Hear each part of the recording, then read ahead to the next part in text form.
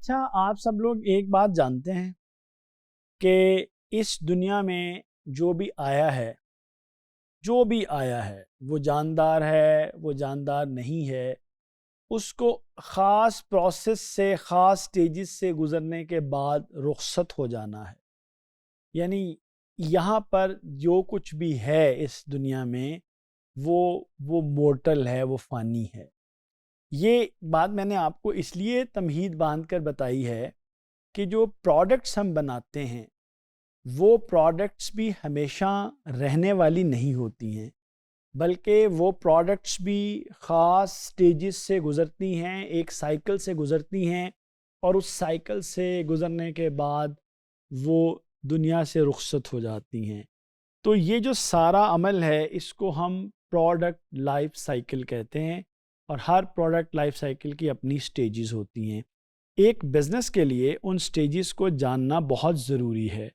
आइए हम देखते हैं कि जो प्रोडक्ट लाइफ साइकिल हैं उसकी कितनी स्टेजेस होती हैं और जो हर स्टेज होती है उसकी अपॉर्चुनिटीज़, उसके फीचर्स और उसके चैलेंजेस क्या होते हैं। सबसे पहली जो एक प्रोडक्ट की स्टेज है उसको इंट्रोडक्शन स्टेज कहा जाता है। जिस स्टेज के अंदर कोई प्रोडक्ट लॉन्च होती है, यानी उसको मार्केट में ऑफ़र किया जाता है। अच्छा, अब यहाँ स्टेज में प्रोडक्ट की सेल्स लो होती हैं और उसकी कॉस्ट हाई होती हैं। ज़ाहिर है इसके अंदर उसकी फॉर्मेशन कॉस्ट भी होती है और अभी चूँकि सेल इतनी ज़्यादा नहीं होती, नंबर इतना बड़ा नहीं होता, कॉस्ट डिस्ट्रीब्यूट नहीं हुई होती, इसलिए हाई कॉस्ट होती है। अच्छा, मार्केटिंग का इस स्टेज के ऊपर फोकस क्या होता है? अवेयरनेस क्रिएट करना, लोगों को अट्रैक्ट करना और उसकी हैवी प्रमोशन की जाती है, ताकि लोग जो हैं वो उस प्रोडक्ट को कबूल करें। इंट्रोडक्शन से अगर एक प्रोडक्ट आगे निकल जाती है तो फिर ग्रोथ स्टेज आ जाती है। ग्रोथ स्टेज में प्रोडक्ट की सेल्स बढ़ती हैं बहुत तेज़ी से, उसके प्रॉफिट्स में भी जो है वो इजाफा होता है।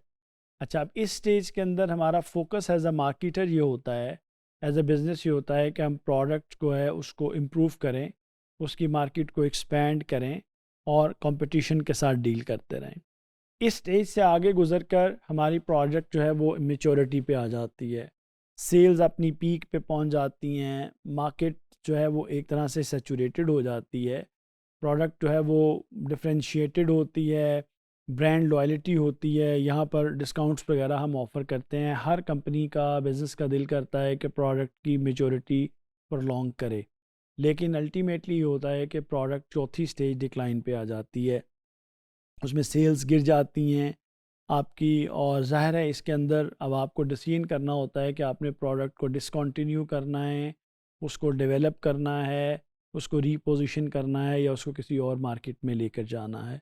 लेकिन ये आपको याद रखना है कि आपके बिज़नेस की हर प्रोडक्ट इन स्टेजेस से गुजरेगी, इसलिए भी आपको प्रोडक्ट्स कॉन्टीन्यूसली डेवलप करते रहना चाहिए। उम्मीद है कि आपको ये बात क्लियर हुई होगी। शुक्रिया।